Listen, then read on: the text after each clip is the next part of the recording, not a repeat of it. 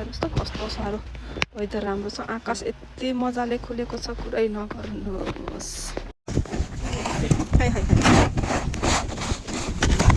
हेर्नुहोस् जापानमा यसरी हिउँ जम्मा गरेर फालिन्छ। राम्रो छ तर हिजो राति परेको हिउँ फाल्दै मेरो बुढा चाहिँ अन्त पनि कति परेको हिउँ पनि भारमा बस्दा बस्दा बस्दा भएर हिउँ फालेको हेर्न निस्केको है।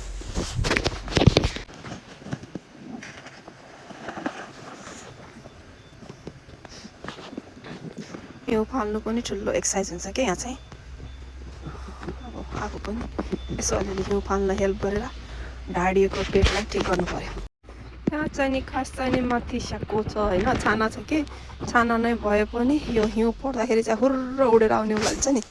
गाडी चाहिँ नि जहिले पनि सेतै हुन्छ है, त्यही पनि गाडीको छानामा बाहिर राखेको जस्तो ठन्डा चाहिँ हुँदैन र त्यसले गर्दा सजिलो हुन्छ। यहाँ हो त्यहाँ यसपालि अझ कम हो, त्यहाँ त अब त्यो बाटो नै ब्लक हुन्छ क्या जहिले पनि। यहाँ चाहिँ यस्तो छ हाम्रोतिरको हिउँको हालखबर।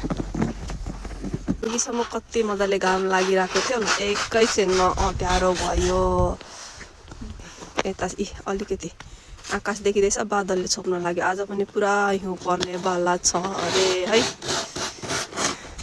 यस्तै हो कुरिकु भन्ने ठाउँको चाहिँ नि वेदर चाहिँ यस्तै हुन्छ। एकैछिनमा हिउँ पर्छ, एकैछिनमा घाम लाग्छ, एकैछिनमा पानी पर्छ, एकैछिनमा बादल लाग्छ। नि जापानमा चाहिँ नि यो आकीको अटमको आकिनो सोरा नानी आकिनो सोरा त नानी नान्ति कि आकिनो सोरा त